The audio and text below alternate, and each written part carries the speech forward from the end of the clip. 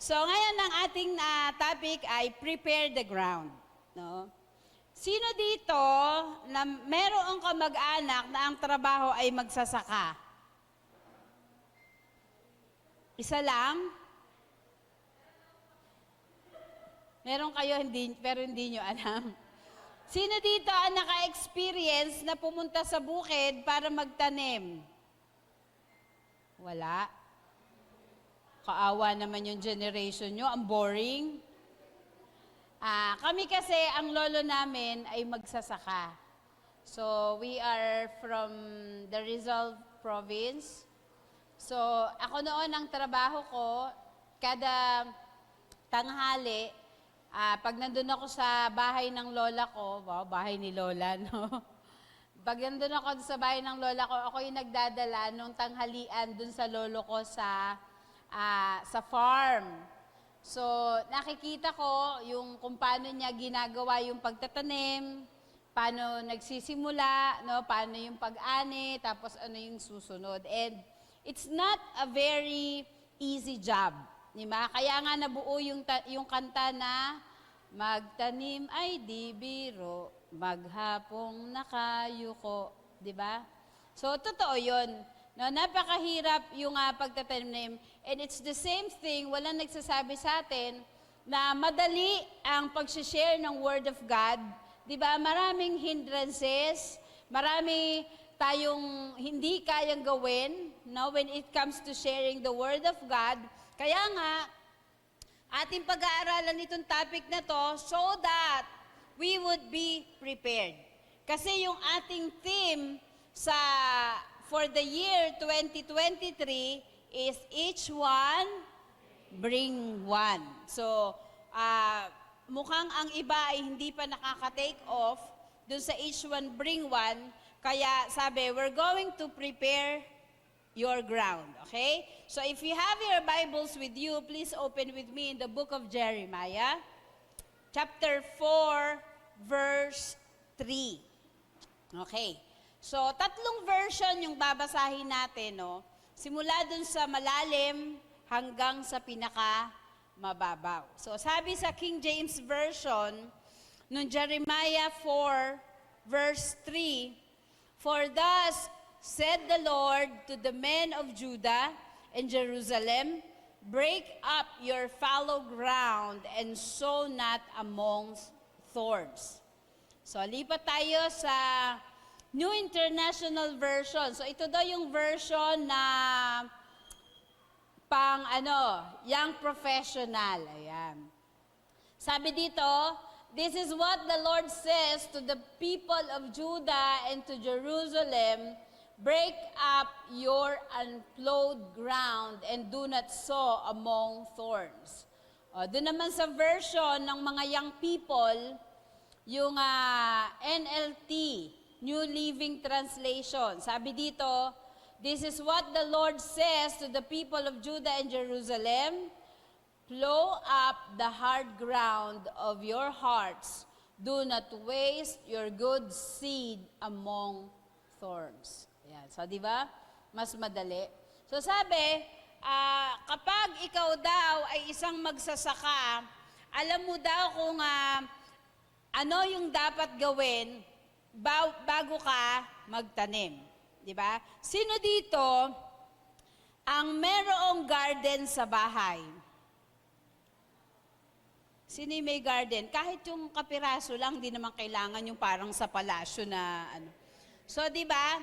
Sabi, kapag ikaw ay may garden, no, dapat alam mo yung basics ng pagtatanim. Hindi naman puro bato lang yung i-design mo dun sa garden mo. Siyempre, magtatanim ka din. And minsan, di ba sabi, nakakabili naman po nakakabili naman ng binhi. Nakakabili nga ng binhi, pero, di ba, merong process yung pag-aalaga ng halaman. Kaya, hindi pwede, no, kapag tayo ay magtatanim, hindi pwedeng pag nakakita ka ng lupa, tataniman mo agad. Nakita nyo ba yung mga halaman dyan sa labas? Sobra lang kasi talaga yung init, kaya medyo namatay na yung iba sa kanila. Pero ang nagme-maintain yan ay si pastor. No, alam niyo yung ginagawa niya, pag meron ako nakita na magandang seed, iuwi ko yun dito, tapos sasabihin ko sa kanya, Papa, ito, try mo to na itanim. So, hindi siya basta-basta kasi-kasing dali na munggo, na pag binasa mo, overnight, magi-sprout na. Di ba? Hindi lahat ng halaman, ganun kadali. Sana, ganun nga kadali. So, ang ginagawa niya, nag-iipon siya ng mga pinagmismisan, di ba? Yung mga biodegradable na meron kami dun sa taas. Tapos, iipunin niya yun dyan, and then bibili siya ng magandang lupa, and then ihahalo niya yon, tsaka siya magtatanim. So, ibig sabihin, merong proseso para bago ka magtanim ng binhi. So, bakit kailangan dumaan sa ganung proseso? Bakit hindi katulad ng munggo ate na pag iniwan mo dyan, babasain mo, tutubo na. Sabi ko nga, iba-iba kasi. Di ba? Yung klase ng halaman. It's the same thing with us. Hindi lahat tayo madaling makaunawa. Iba-iba kasi tayo ng pag-iisip. Hindi lahat tayo pare-parehong mabilis magmahal, 'di ba? Kasi bakit? Merong iba sa atin matigas ang puso. 'Di ba? Tignan niyo nga yung katabi niyo, mukha ba silang matigas ng yung puso? So, si Jonah, judgmental kayo. So, hindi lang basta-basta tayo nagtatanim. Sabi, merong tamang proseso ng pagtatanim, maging ang pag-ani, no? Meron siyang tamang proseso. Hindi pwedeng yung trip mo lang, yun lang yung gagawin mo. Kasi, malamang sa alamang, hindi lalago, no? Yung halaman mo. Kaya dapat ito yung lagi nating ilagay sa isip, na kung gusto nating mag-win ng soul, at madala sila dito sa church, we focus on farming. Diba? Yung proper farming. Ibig sabihin, yung tamang pangangalaga, diba? Tamang pag-share ng Word of God at tamang pag-i-invite. So, una, ano daw dapat nating tandaan kapag tayo ay magtatanim? Sabi, 1, break up your unplowed ground. Pag sinabing unplowed ground, ito yung matigas pa yung lupa. Sino yung nakarating sa bukid na tapos na yung pag-aani? Ito dati bukid to eh. Alam nyo kayo, mamasyal nga kayo minsan, huwag kayo lagi nasa bahay lang. Maghanap kayo ng bukid. Assignment. Assignment ha. Itong buong isang linggo, maghanap kayo ng bukid. Tignan nyo kung ano yung itsura ng may tanim at saka yung walang tanim. Pag ang bukid na, na harvest na yung mga tanim, anong itsura Ebal ng lupa? Ito si Ebal, alam nito, Anong itsura ng lupa pag naani na yung mga bigas, palay? Ay, bingi. Anong itsura ng lupa pag naani na yung palay? Tuyo na, di ba? Ano na yon, nagbibitak-bitak na. So, kaya, hindi ka na ulit pwedeng basta-basta magtanim kasi hindi mo mailulubog. Kahit anong hirap, hindi mo naman pwedeng gumamit ka ng drill para butasin yung lupa at ilagay yung binhi. So, hindi ganon. So, ang ginagawa doon, kaya sabi dito, break up. Ibig sabihin, babasain yung lupa, tapos anong gagawin? Susunod, Ebal, pagkabasa ng lupa? Bubungkalin. No? Kasi, para maging bago. Yung nasa ilalim, yun naman yung mapupunta sa ibabaw, hanggang maging maganda at pwede nang pagtaniman yung lupa. Kaya, dito sa binasa natin, pag sinabi, doon sa ibang version, di ba? Break up your fallow ground. Ibig sabihin, ito yung panahon na kailangan mo nang ihanda muli, no, yung lupa para mataniman. So, pwedeng natapos na yung pag-ani, pwede naman na sa mahabang panahon, di ba, hindi na alagaan yung lupa. So, kailangan na napasimulan yung proseso ng pagtatanim. Okay? So, anumang bagay na pinagtiyagaan natin, maniwala kayo, ang dulo niyan, maganda palagi yung resulta. Kaya sa loob ng church, palaging ipinapaalala sa atin na dapat pag-ingatan natin yung ating mga puso. Pag-ingatan natin yung ating mga buhay. Di ba? Huwag nating kalimutan na mahalaga sa Panginoon yung righteousness. Di ba? Hindi tayo kumukompromiso. Hindi palagi yung gusto natin yung nasusunod. Kasi lagi natin tandaan, we were given life. Di ba? Binigyan tayo ng Diyos ng buhay. You can do anything with it.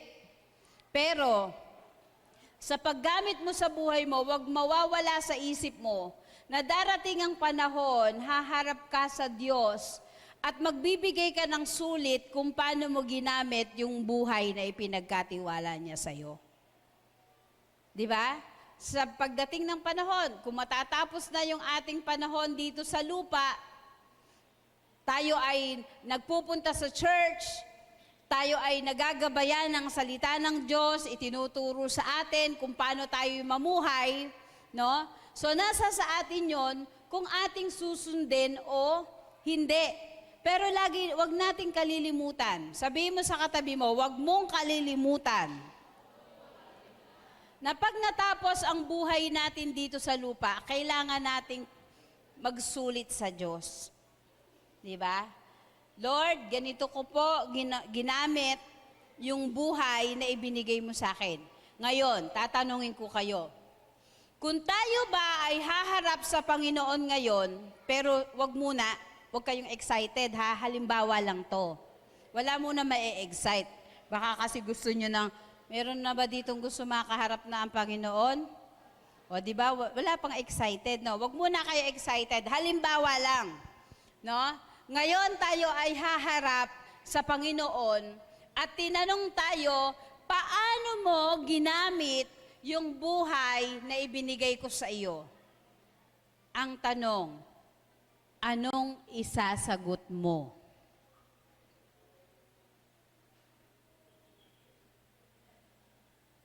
O, naisip nyo ba kung ano isasagot nyo? O wala kayong maisip? Alam nyo, salamat sa Lord kasi buhay pa tayo. Meron pa tayong panahon para makagawa tayo nung pwede nating isagot sa Lord. Pagdating sa langit, hindi pwede doon yung pilosopo. Diba? Hindi mo pwedeng sabihin sa Lord, ginawa ko po yung lahat ng gusto ko, Lord. Kasi doon po ako masaya eh. Hindi mo pwedeng sabihin sa Lord yon. Kahit sa'yo nakakatawa yon, pero ang isa lang magiging sagot sa'yo ng Lord, lumayas ka sa harapan ko, hindi kita nakikilala. Diba? Napakalungkot pag gano'n ang isinagot. Pero kung tayo ay mamumuhay nang naaayon sa katuwiran ng Diyos, naaayon sa kanyang kalooban, ano magiging sagot niya sa atin?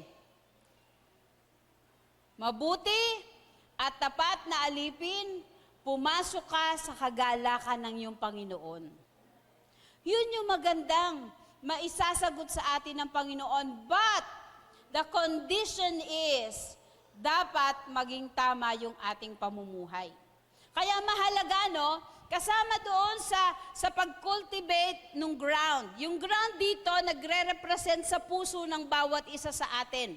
Sabi, kinakailangan tayo ay may pagsisisi kapag tayo ay nakagawa ng mga kasalanan.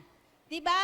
Hindi dapat natin inaalagaan yung kasalanan kasi kapag tama yung ating puso, diba? Ang salita ng Diyos ay magkakaroon ng malaking epekto sa buhay natin. Tayo ay magkakaroon ng kauhawan sa salita ng Diyos at ang salita ng Diyos ay makapagdadala ng pagbabago sa buhay natin. Noon bang tinanggap mo ang Panginoon? May nabago ba sa'yo? O katulad ka pa rin ng dati? Isa lang ibig sabihin nun, hindi totoo ang pagtanggap na ginawa mo. Hindi pwedeng konti lang when it comes to God. Diba? Sabi, love God with all your heart, with all your soul, and with all your strength. Hindi sinabi doon na mahalin mo ang Panginoon ng konti ng iyong lakas, ng konti ng iyong puso, diba? Ng konti ng iyong kaluluwa. Hindi, but all. But, kapag minahal natin ng higit ang Panginoon, kahit sa anumang bagay sa buhay natin, sabi, lahat ng aspeto or lahat ng part ng buhay natin ay isasaayos ng Panginoon. So, kaya wag tayong matakot. Diba? Nagawing priority ang Panginoon sa buhay natin. Diba? Kung pamimiliin ka, si Lord o jowa mo? Lord naman, ang hirap.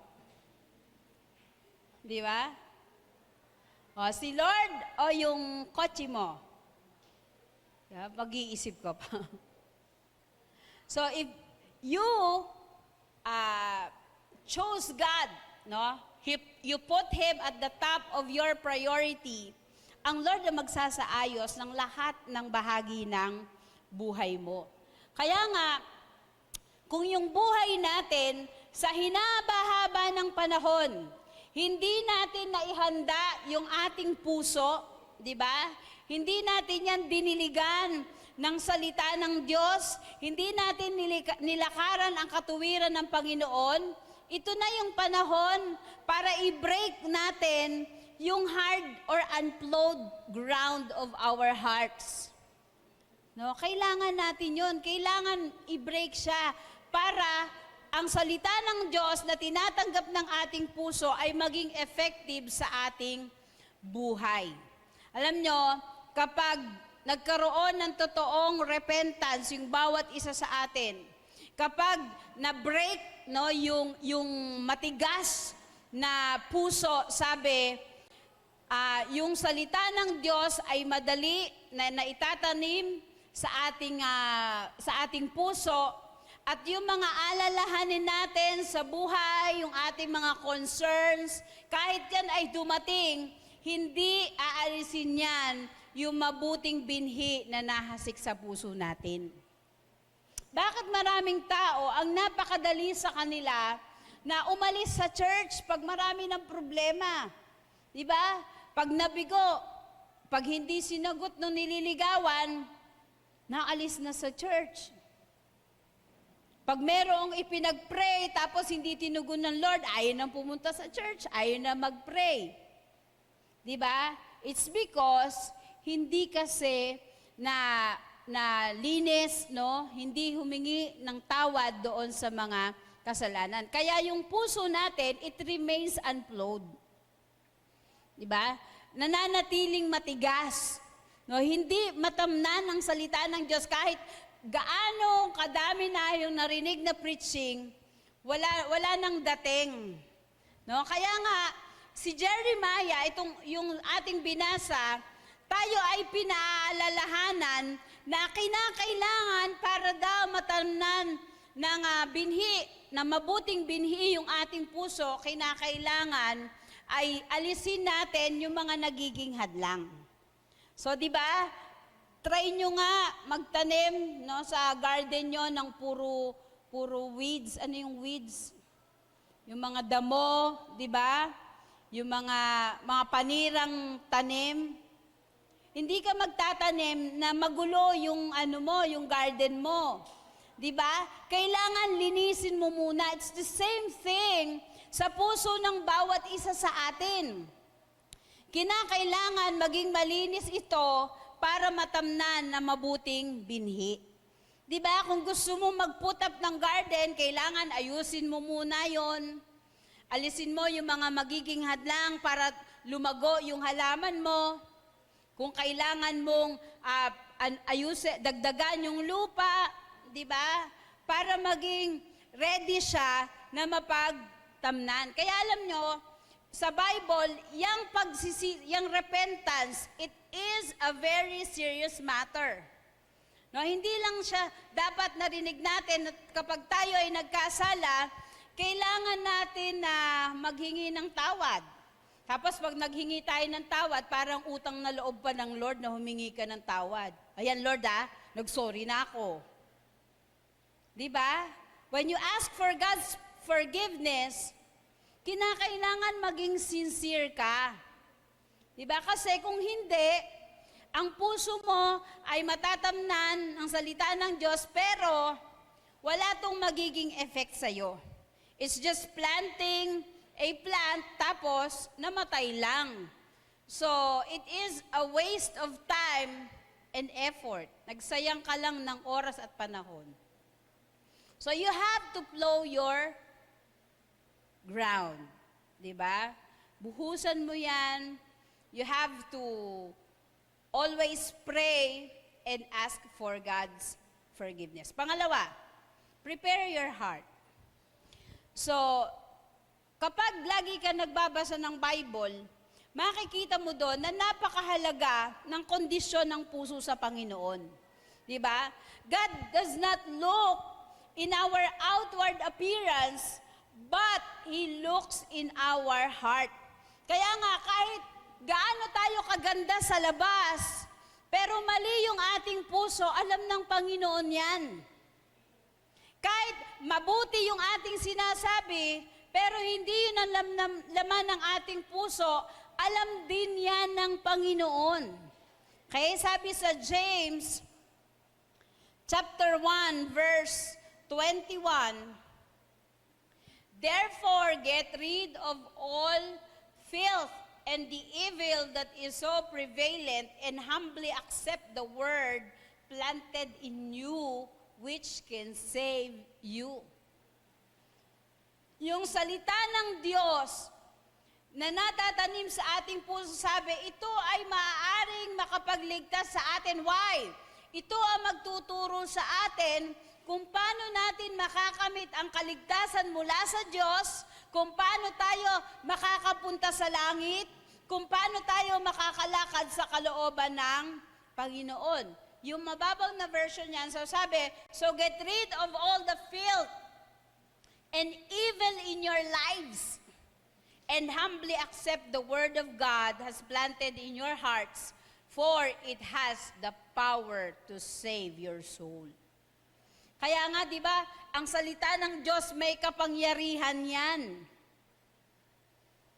Nakaranas ba kayo na minsan nagbabasa kayo ng Bible, parang kinakausap kayo? Di ba? Sometimes, if you have questions in your lives, you can find it in the Word of God. So, yung mas malalim na version niyang James 1:21, sabi, wherefore, lay apart all filthiness, karumihan, and ito medyo superfluity of naughtiness. Diba? And receive with meekness the engrafted word which is able to save your soul. Yung sobra daw, ano sa Tagalog yung naughtiness? Kapilyuhan, katigasan ng ulo, di ba? Sobrang katigasan ng mukha. Kahit sabihin wag, ginagawa pa din. So, yun eh, di ba? So, nakita ni James, no, na yung human heart daw ay parang isang hardin. Hindi mo siya pwedeng iwan or pabayaan. Kasi pag pinabayaan mo, na hindi siya inaalagaan, sabi, it will produce only weeds. Diba? Ano yung weeds? It brings pain, it brings loneliness, kasi walang magandang bunga. Diba? Meron bang, normally yung mga damo nakikita natin dyan, may bunga bang pwede tayong kainin? Wala diba? Ang meron lang na tayo pwedeng kainin ay yung mabuting binhi. Diba? Yung mga tanim na magaganda. Kaya sabi, dapat every day of our lives, prepare our hearts. How do we do that? You pull the weeds. Alisin mo yung impurities sa iyong puso.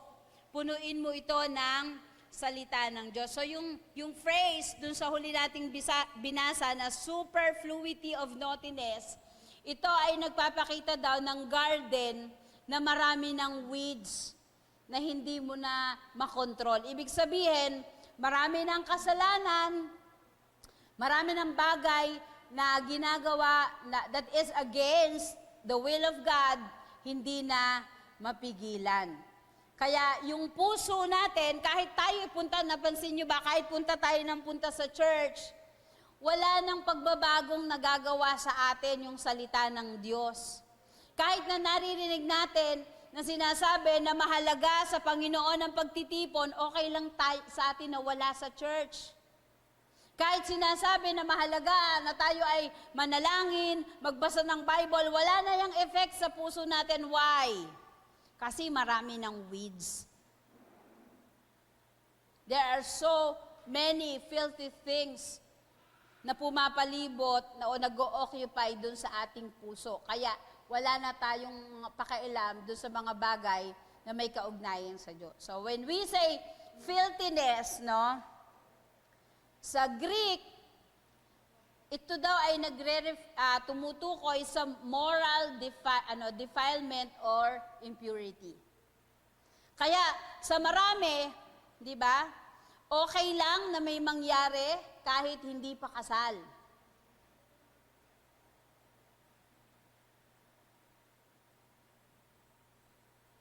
Samantalang noon, pag hinawakan yung kamay ng babae, nag-uumiyak na pag-uwi. Kala nila mabubuntis sila pag hinawakan yung kamay. Diba? Samantala ngayon, sobra ang PDA. No, hindi ko naman sinabi na huwag kayong mag-boyfriend, huwag kayong maging sweet, pero lagyan nyo ng limitation. Na huwag kayong papasok doon sa compromise, no? Na huwag nyong ibibigay yung sarili nyo nang walang basbas ng Diyos. Diba? Mga kababaihan, tayo ay precious sa Panginoon. Yung mga lalaki, precious din kayo sa Panginoon. Huwag basta bibigay. Diba? I believe kung ang mga kabataan or lahat ng members na church ay talagang prepare ang heart to receive the Word of God, di ba? Hindi magiging mahirap sa atin na tanggihan yung alam natin na hindi tama. Siguro sasabihin ng iba, masyado namang, masyadong conservative. No? When it comes to God's righteousness, talagang conservative. Kasi God wants us to have a life glorifying Him.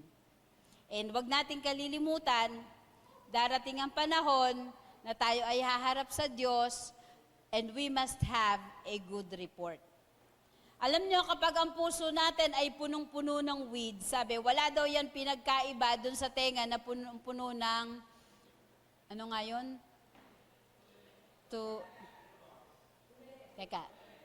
Tutule. Earwax. Wala daw yan hindi kasi baka yung earwax hindi alam ng iba, akala nyo yung earwax yung nilalagay na pampakintab sa floor. So pag meron daw nung earwax, sabi, impair yung hearing. Diba? Alam mo, meron sinasabi, pero wala nang dating sa'yo. So it's the same thing kapag yung puso natin ay punong-puno na ng kasalanan, linggo-linggo man tayo tumanggap ng salita ng Diyos, wala nang effect. Kaya kung halimbawa tayo nakakarinig ng salita ng Diyos, pero wala nang effect sa buhay natin, ganun pa rin yung ating nilalakaran, di ba? Ganun pa rin yung buhay natin. Sabi, let us pray hard. Binibigyan pa tayo ng Diyos ng pagkakataon na maitama kung ano man yung mga malig na gawa natin, na maihingi natin ng tawad. Kaya alam nyo, dapat tayo magpasalamat sa Lord kasi buhay pa tayo. Ibig sabihin, meron pa tayong chance na magbago, meron pa tayong chance na humingi ng tawad, meron pa tayong chance na kahit papano, maitama natin yung mga pagkakamali natin sa nakaraan. Mas maganda yung buhay na merong blessing ng Panginoon. Sabihin mo, may chance ka pa. Okay? So wag natin hayaan, sabi doon, yung evil, yung wickedness ay magpatuloy sa buhay natin, di ba?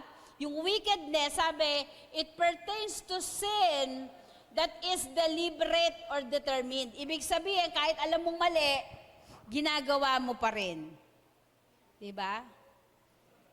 Alam mo nang mali yung manira ng kapwa, pero ginagawa mo pa rin. Alam mo nang mali yung makipag-away, parang hindi kumpleto yung araw mo na hindi nakikipag-away. Nakaranas ba kayo sa buhay nyo ng ganon? Na parang kulang ang araw mo nang hindi ka ng away ng tao? Ba't kayo nagbubulungan? Ako, nakaranas ako noon nung elementary ako. Dito kasi ako nag-elementary sa sa Malaban Elementary School. Dati, dun sa klase namin, parang hindi kumpleto yung araw pag walang nag-aaway.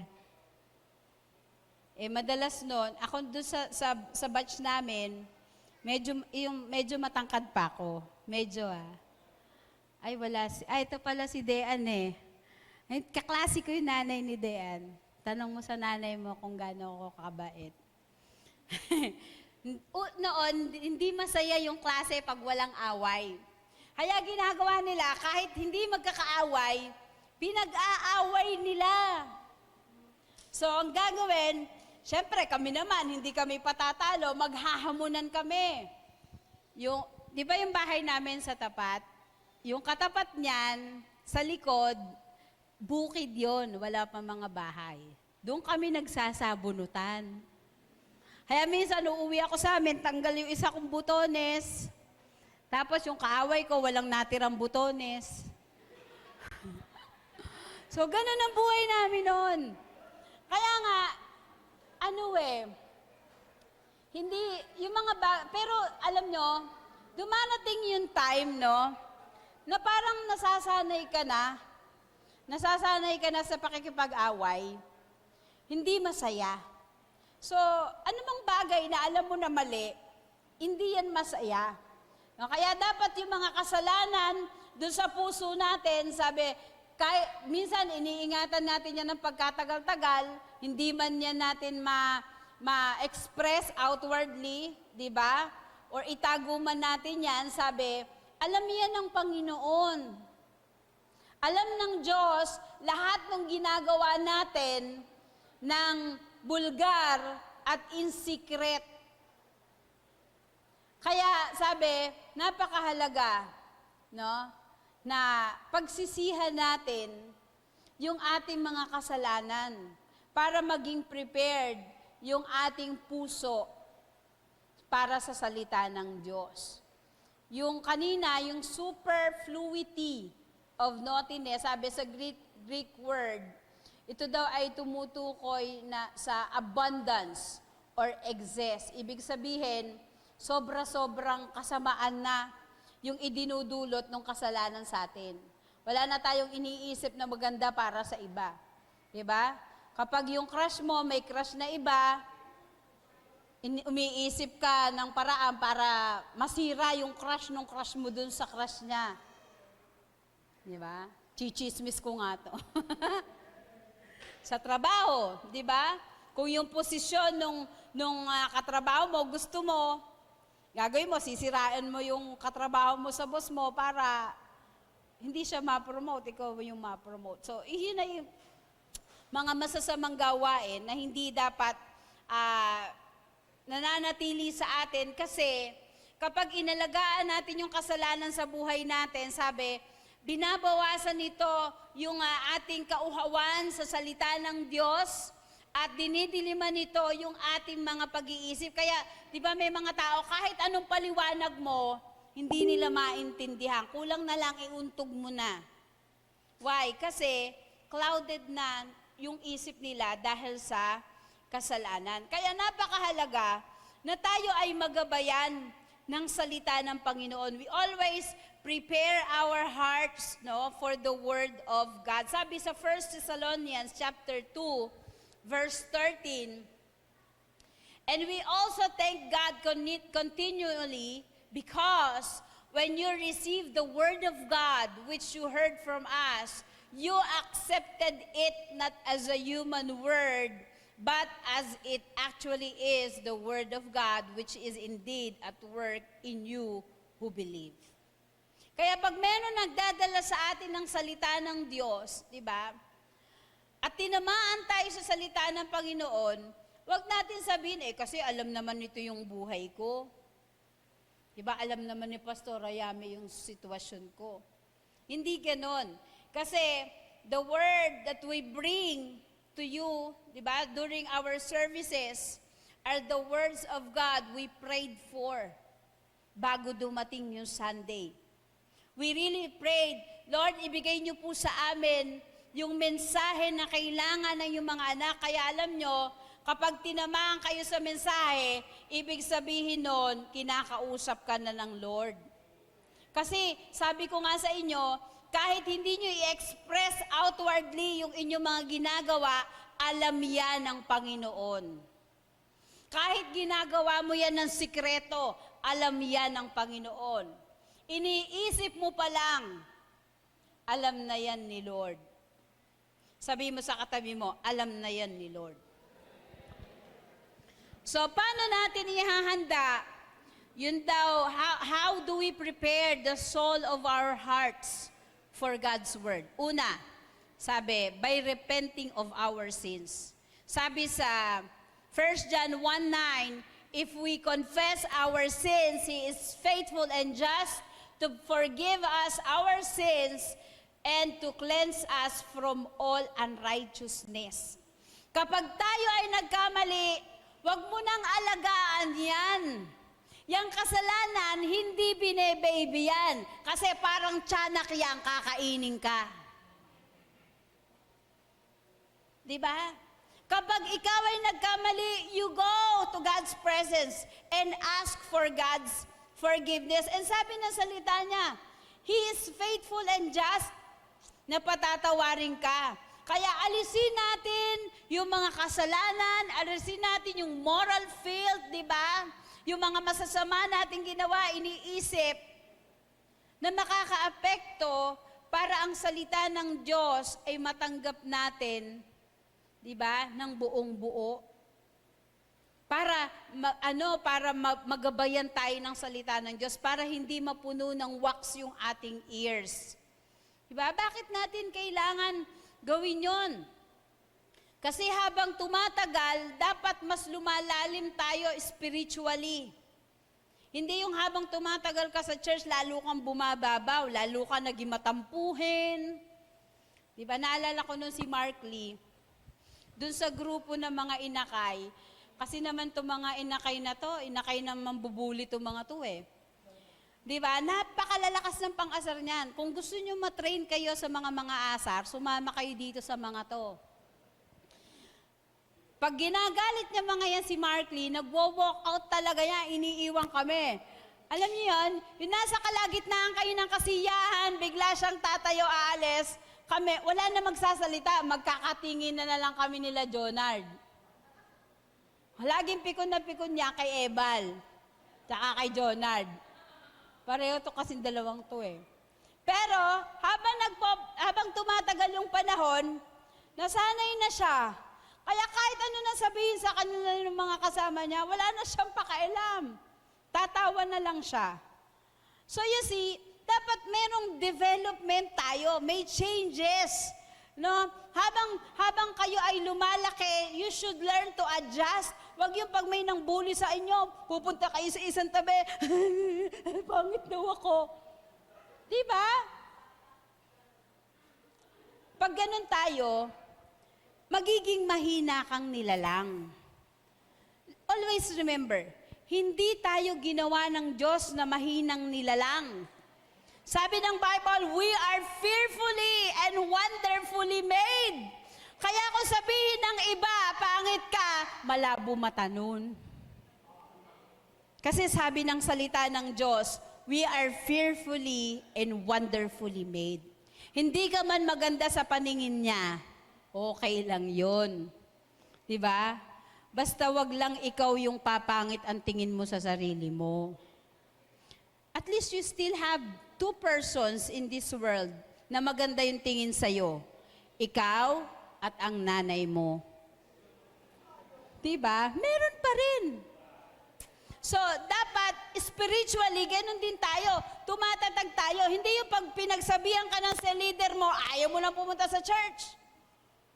Pag pinagsabihan ka nung sa leader mo, ayaw ko na mag-pray. Ayaw ko nang kausap to, nakakainis, ang kulit-kulit. Diba? Lagi na lang ikaw nagdadamdam. Alam nyo, yung madamdaming tao, mabilis kumulubot ang muka. Tignan nyo yung mukha ng katabi nyo. Di ba? Hindi tayo dapat maging maramdamin. Kasi sabi naman, the truth hurts. Talaga namang sumasakit yung katotohanan. Pero, pag natuto tayong tanggapin yung katotohanan, makakatulong to para maging mabuti naman tayo. Di ba? Para maging maayos. Okay lang na umiyak kayo sa umpisa. O di pagkaiyak nyo, okay na ako. O pag-isipan mo na yung sinabi sa'yo and make some changes. Evaluate mo din. Huwag mo lagi pinagtatanggol yung sarili mo. Diba? Kasi naman. Minsan pati kay Lord, pinagtatanggol mo na yung sarili mo. Sabi ng Lord, gumawa ka na mabuti. Paano ko yung gagawin, Lord? Masama nga siyang tao. Diba? Pati si Lord, kinuwestiyon. Diba may mga taong gano'n napakahilig makipag-argue? Alam niyo, meron naligaw sa akin before. Before yon, binasted ko. Kasi sabi ko, pag tayo nagkatuluyan, hindi magiging tahimik ang bahay natin. Kasi lahat na lang ng issue, meron kang argument, may argument ka. Diba? Lagi ka na lang may say, hindi ka marunong tumahimik. Imagine mo, asawa mo, ganon. Sa isang sinabi mo, 5 yung sagot niya. Sabi ko sa kanya, ayoko kako ng ganon. So minsan ganon tayo sa buhay natin. Tinuturuan tayo, ang dami nating reasoning. Kasi ganito, paano naman kung ganito? Sabi, di ba, pag ayaw, may dahilan, pag gusto, may paraan. So wag pati ang Diyos, pati sa Diyos nakikipagdebate tayo. Lord, paano naman po ako ngingiti? Dami-dami ko nga problema. Diba? So, kasalanan pa ng Diyos yun. Diba? Huwag na tayo makipag-argue sa Diyos. Pag nasa mahirap kang kalagayan, pumunta ka sa presensya ng Panginoon, manalangin ka.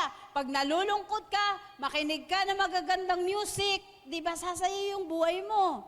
Huwag yung broken-hearted ka na, ang pinagpapakinggan mo pa gusto ko nang bumitaw. O, yun, pag nagbigti na. Diba? You adjust. Mag-adjust ka. Mag-develop. Dapat nagdi-develop yung isip. Hindi pwedeng, adult ka na, yung utak mo sanggol pa din. Sa spiritual life, ganun din. Dapat tumitibay tayo. Kung maraming problema at pagsubok, hindi ang solusyon natin ay umalis sa church. Dapat sa panahon na matindi yung pinagdadaanan natin, mas lalo tayong dapat nasa church. Mas lalo tayong dapat nananalangin. So pangalawa, by meditating God's Word. When we meditate God's Word, we meditate on God's love and His grace for us. So, di ba?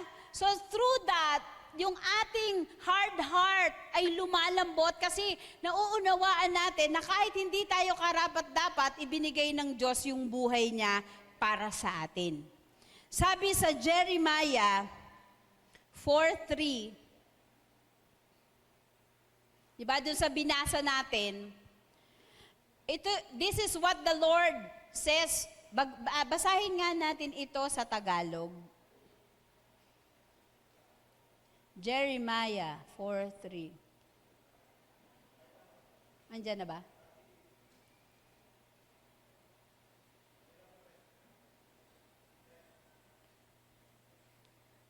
Ganito naman ang sabi ni Yahweh sa mga taga-Huda at sa mga naninirahan sa Jerusalem. Bungkalin ninyong muli ang napabayaang lupa, huwag ninyong ihasik ang binhi sa gitna ng dawagan. It is not worthy to put good seed, di ba? Sa puso na punong-puno ng kasalanan. Kaya we should always be reminded, no, na kapag tayo ay nakagawa ng mali sa harap ng Panginoon, sabi, huwag tayong magdalawang isip na humingi ng tawad sa Diyos at lumapit sa Kanya. So napakahalaga, how do we do this? Lagi tayong magbasa ng Bible. Kasi yung Bible yung guide natin. Kapag ang isang tao, di ba, ay namumuhay na hindi guided ng salita ng Diyos, madali siyang madala ng hangin kung saan-saan. So, always give time to meditate on God's Word. And pangatlo, by having an attitude of meekness. Mahalaga na meron tayong mapagpakumbabang loob. Di ba? Yung meekness or tayo ay mapagmapayapa. Hindi yung tayo lagi galit. Di ba? Magtatanong ka lang, ewan ko. Di ba? Dapat kalmado. Sabihin mo sa katabi mo, kalmado ka lang. Sabi sa James, chapter 1, verse 21. Therefore, get rid of our moral filth and the evil that is so prevalent, and humbly accept the word planted in you which can save you. So, yung salita ng Diyos na nahasik sa atin, ito ay makakapagligtas sa atin. Bakit? Tinuturuan tayo na lakaran ang kalooban ng Panginoon at gawin natin yung mga bagay na kalugod-lugod sa Diyos. No, iwasan natin yung lagi na tayo nakikipagtalo. Pinagtatanggol na tayo yung lawyer. Maraming hindi nag-take ng law, pero pagdating sa argumentation sa buhay, parang lawyer. Laging ipinagtatanggol yung sarili nila. Diba? Kahit sa Diyos. Lord, kaya ako lang po nagawa yun kasi naman yung ganito. Kasi ginalit po niya ako. Diba? Kung gusto natin na matanggap natin ang salita ng Diyos at ito ay magkaroon ng impact sa buhay natin, sabi, sikapin natin na tayo ay magkaroon ng mababang kalooban. Sabi sa James, chapter 1, verse 19 to 20, nalalaman ninyo ito, minamahal kong mga kapatid, ngunit magmaligsi ang bawat isang tao sa pakikinig, magmakupad sa pananalita, magmakupad sa pagkagalit, sapagkat ang galit ng tao ay hindi gumagawa ng katuwiran ng Diyos. Sabi sa English, wherefore, my beloved brethren, let every man be swift to hear, slow to speak, slow to wrath. Mabilis makinig, mabagal magsalita, at mabagal magalit. Kasi tayo, mabagal makinig, mabilis magsalita, at mabilis magalit. Diba? Baliktad. Sabi doon, for the wrath of man worketh not the righteousness of God. Kapag lagi ka daw galit, hindi mo ginagawa yung katuwiran ng Diyos. Sabihin mo nga, mabilis makinig, mabagal magsalita, mabagal magalit. Alam niyo, pag mabagal kayo magsalita, mabagal din kayo magalit. Sino yung nakakakilala kay Ariel? Yung taga dito sa Kasile. Ano yun nagdi-deliver ng Lazada. Si Popoy kaya. Asa si Popoy? Ay, wala si Popoy. Nasaan? Sa kabila na. Yung si Ariel, kakatok yun sa pinto mo. Sasabihin ni Ariel, Lazada. Sabi, meron po sikap na Lazada. Kahit lokohin mo yun si Ariel, hindi mo mararamdaman yung galit niya. Ba, niloko mo yon? Hindi naman kita maintindihan. Ariel sabi, si Ate Yam talaga. So bago siya matapos ng salita, wala na yung galit niya. Kaya sabi, maging mabilis sa pakikinig, mabagal sa pagsasalita, mabagal magalit. Pero wag niyo naman gayahin si Ariel. Di ba? Kasi pag mabagal ka magsalita, may space ka pa mag-isip. Alam niyo yung sobrang bilis magsalita, madaling himatayin yun eh. Kasi nauubusan ng oxygen sa utak. Kaya pag magagalit kayo, wag masyadong mabilis yung pagsasalita. Kalmahan nyo lang. Sabihin mo sa katabi mo, kalmahan mo lang. So mahalaga, no, sabi, yung puso natin, gawin natin ay ating i-prepare, no, para sa salita ng Diyos, para madali pumasok at maging effective ang salita ng Diyos sa ating mga buhay.